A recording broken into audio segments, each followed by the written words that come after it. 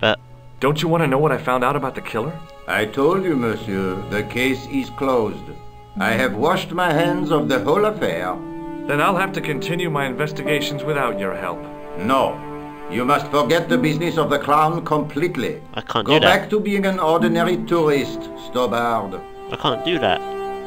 That's not the whole point of the game. Did you find out the ID of the guy who was killed in the explosion? I already knew who he was. Huh? What? I heard that the bomb victim's name was Plantar. Your sources are reliable. He was a big shot at the Treasury, wasn't he? Maybe that's why you've been taken off the case. I'm sorry, monsieur. I cannot comment. Why not?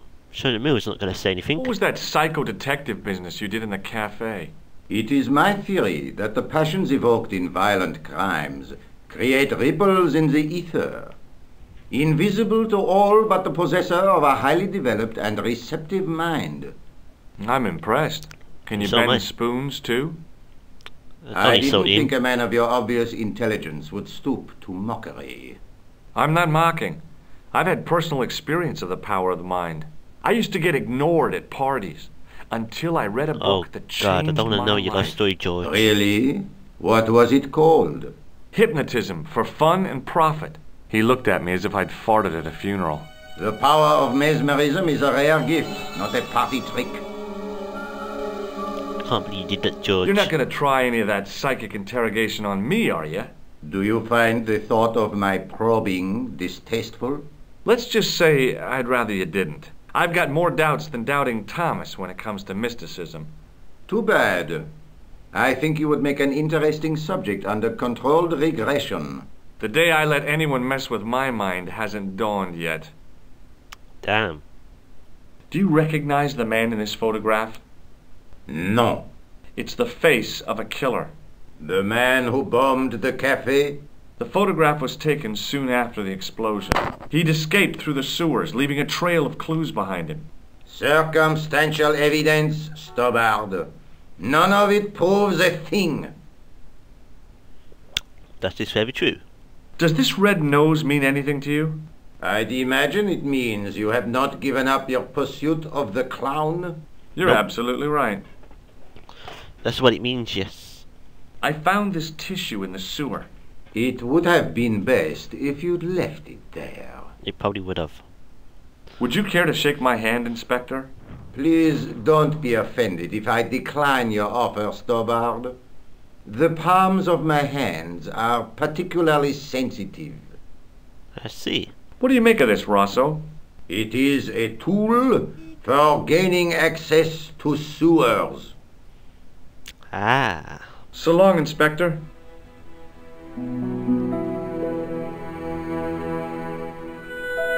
Do I have to wait for him to sit down? Jeez. I suppose I could either go to the hotel or go back to Nico. Depending if I can go to the hotel yet. I can't go to the shop. Ah, Hotel U-Bar. I'll recognise them too. Better save it. There's a death scene around this area. Watch. Oh no, it's when you go out to search you.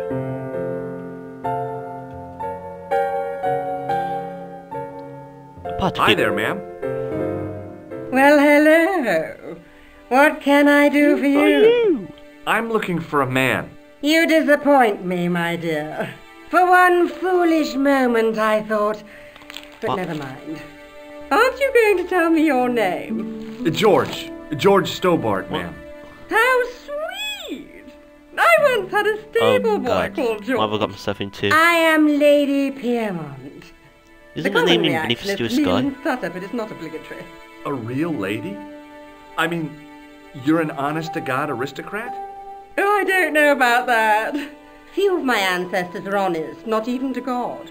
I can trace my family back to the Normans, but don't let that intimidate you, George. Whoa. Beneath that impressive pedigree, I'm just flesh and blood. The blood may be blue, but the flesh is the plump beef of old England, so to speak. Oh, You appear God. distracted, George. Is there any way I can help you? I'm looking for a murderer. Good heavens! You're a private detective. That's correct, ma'am. Yes. What's the term Yeah. you Americans use?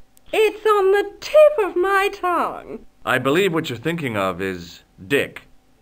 What? Precisely. What? Have you come across a man who calls himself Khan? I am familiar with only one person named Khan. Genghis Khan, the legendary Mongol barbarian chieftain? No, darling. Kevin. Kevin Khan?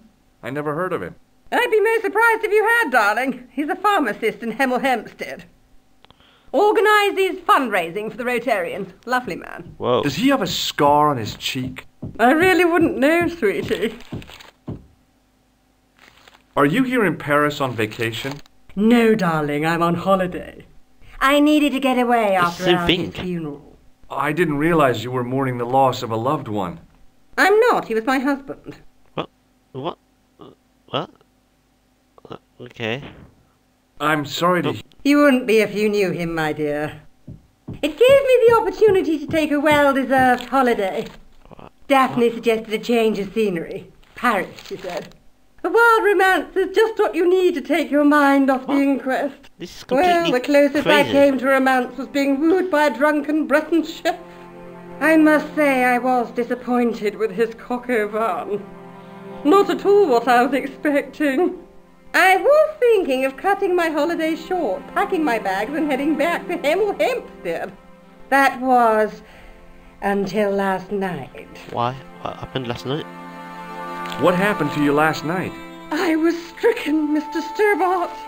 Cupid's arrow has cleft my bosom. Oh dear. They couldn't really miss. It was just as I'd always imagined it should be. Oh The god. intimacy of candlelight. She's in love. Romantic music tinkling across the room. And then, a stranger's glance. Oh no. Those brooding eyes, that suave manner, those tight trousers. Oh He my was the god. man I'd been waiting for all my life.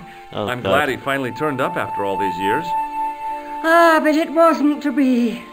He was merely toying with my I affection. don't need to know this. And if I ever catch up with him, he's dead. What? Huh? What? Who was the guy who led you on? His name is Merlin. Merlin. Do you recognize the man in this photograph? My God, it's him! That's Merlin. Aha! She represented everything I loved about the English. The lady was totally deranged. Merlin? You mean King Arthur's wizard? No, not Good Merlin. heavens, no! Monsieur Merlin is a fellow guest. He's the man I've been telling you about. That's the man who spurned me. The man you know as Merlin is a fake. What do you mean, sweetie? He's a murderer. He also uses the name Khan. I am shocked, Mr. Stobart. Shaken. I took him to be a gentleman, a man of honor. Of course she's You not. know, I'd rather like to assist you in stitching him Oh, up. thank you. Wait a minute. That's meant to be him in the picture, but that face there totally doesn't look like him at all. Oh, okay. When did you last see Merlin? It was no more than an hour ago. He came downstairs and spoke to that clerk chappie. Something passed hands. I couldn't see what exactly. A briefcase? No, smaller than that. A bundle of papers, perhaps. The clerk put it in the hotel safe and Merlin went out. Okay, we've got to talk to the clerk. Are you sure you saw Merlin putting documents in the safe? Yes, darling, positive. I wonder what they were. Obviously something of great importance. Yeah. I'd sure like to get my hands on whatever it is. I'll bet they had something to do with Plantaur's briefcase. Has Merlin returned to the hotel? No, he hasn't. Are you going to search his room? I try. If I could get in there, I would. I have to go, ma'am. Okay, that's something we need to do, but first let's talk to him. You don't seem at least interested in anything. Excuse me, didn't I see your picture in the news? You're that Nobel Prize winner from some unpronounceable Eastern European state. Perfect. Yes, that is me, in person. I don't want to worry you, but have you had any threats on your life? You know, mysterious phone calls, letters made up of headlines cut God, from George, the that's some crap newspaper. warning. I don't know what you're talking about. Neither do I, really.